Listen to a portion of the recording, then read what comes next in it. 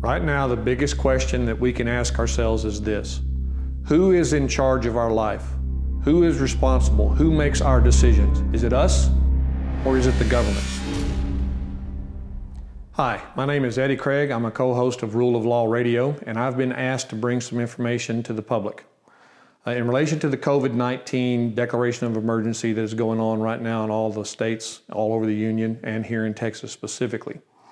We have an issue, folks, and the issue is that the things that are being done in the name of this virus are things that violate our protected rights as individuals, as business owners, and as a people. In Texas, we have specific constitutional requirements placed upon our government, beginning with our Bill of Rights in Article 1 and going into the powers of the legislature in Article 3. In Article 3, Section 62, it specifically says that they may not suspend the Bill of Rights, even in the case of an enemy attack upon the state of Texas. And the thing is that this is reinforced by the Bill of Rights itself under Article 1, Section 29 of the Texas Constitution. The Emergency Management Act in the state of Texas is in Chapter 418 of the Texas Government Code. Within that chapter, you will find specific powers given to the governor in relation to explaining what his duties are in a declared state of emergency, which he must do in writing. He is allowed to manage and write edicts and orders, executive orders, to specific state and local agencies and other entities that are acting on behalf of the state government during this declared disaster or emergency. However, his executive orders do not have the force and effect of binding public law upon members of the public or private businesses. They are limited strictly to the duties assigned by Chapter 418. This is all verifiable. You can go to the Texas Legislature website and look it up for yourself.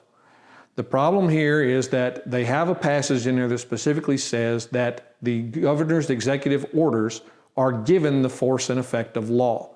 But remember, that force and effect is limited to that chapter, okay?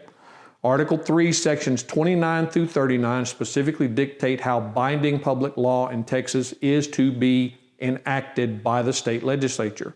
Article 3, Section 1 specifically says that power is delegated solely to the legislature, and any laws they create must originate in one of the two houses of the legislature. The governor cannot initiate law. Neither can a county judge, neither can the police. No one can other than the legislature. We need to understand the rights and rules that are being violated here. We gave government a specific game plan they are required to follow.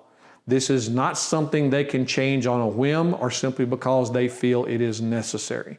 They are bound by their duties to uphold the Texas and federal Constitution. We need to understand the distinction between what they're allowed to do versus what they are wanting to do. And right now, they're getting away with a lot. Take a look out your window. Take a look down the main street in your town, and you will see all of the shuttered doors and windows. You will see people that will never return to that business again because they no longer have any money. It's very important to understand, folks, that every state of the union has its own constitution. Within that constitution, there are specifically delegated powers to your government actors. There are specifically reserved and protected rights that belong to you. As Americans, we have inherent unalienable rights. We have the right to survive. We have the right to work. We have the right to make a living for ourselves in any lawful occupation. The government has no authority to say that we cannot. We never gave them that power. Every state has a constitution specifically to protect these inherent unalienable rights. There is no lawful authority behind what they're doing. None. Zero. Why? Because no matter what law the legislature enacts, it must comply with the state and federal constitutions. When it does not, it's no law at all. We are in this together, and we should use that narrative to our advantage. Just like in any other battle that is necessary to be fought. We don't do it because we want to harm others, but we do it to preserve and persevere. Every business, every activity, every ability to move about and do your daily living is now completely under government control. So folks, you need to understand where your power lies. And it lies in us working together in unity to do the very thing they least expect. Throw off their rules and their regulations and their oppression and act according to your own consciousness. Okay? Your conscience controls everything if you let it. Don't let fear bury it. Folks, I would like to end this message by reading something to you that was sent to me by a friend. And just like that, the government controls all sporting events, concerts, jobs, colleges, medical facilities, whether or not you can leave your house, controls all travel. They now control you and everything about your life. See how easy it was? Mass panic, hysteria, complete control of literally the world over a virus, one that the survival rates are even extremely high.